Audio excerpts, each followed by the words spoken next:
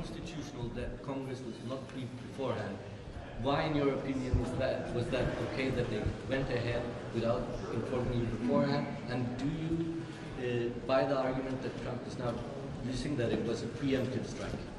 Well, I think it was clearly a preemptive strike, and I think there was an imminent threat there. It's been conveyed, I think as most of you know, at least to the degree that they can share it, through the intelligence community, that American assets in the region were going to be struck by Iranian missiles. And so I think it was, they responded accordingly there. The first part of your question was?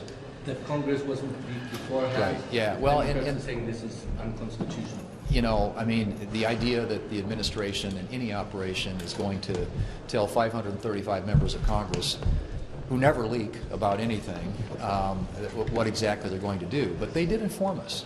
They met with us last week. The Gang of Eight heard what was being contemplated. I was called, notified the day that the actual operations got underway. And we had a meeting again yesterday where they updated on progress so far.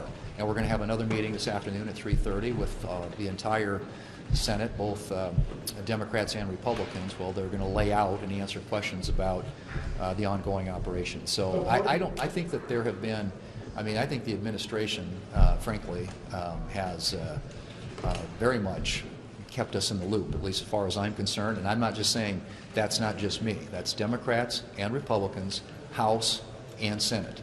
Congress voted to authorize the Iraq and Afghanistan. Why not totally authorize this? They've been told to evacuate. They've also been told that the U.S. government cannot help them to evacuate.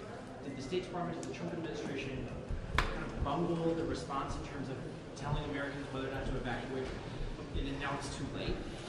I think that you will see a ramped up, intensified effort to ensure that Americans are being evacuated from the region, and I suspect that's going to involve a good amount of investment and air assets to get people out of there. But you know, obviously there are implications. This has turned out, as we kind of suspected it might be, that the Iranians, when they retaliated, it would be a very far-reaching response. But the fact that the Ayatollah is out of there, and a good amount of his leadership team, makes this world and our country safer. And I don't think there's any question about that. And I think getting rid of the capability that the Iranians have, both in terms of short-term and medium-term, or medium range, I should say, short-range and medium-range ballistic missiles, making sure that they can never threaten the world with a nuclear weapon. These are really, really worthwhile objectives and things that I think have been a part of our national security, obviously, objectives and strategy for a long time. This was an opportunity to act on it, and had we not acted on it, I think the loss of life would be a lot greater. But we mourn any loss of life, and the families of those whose lives have been lost, we are, all of us, I think, incredibly mournful with them, and we'll continue to pray for them and their families.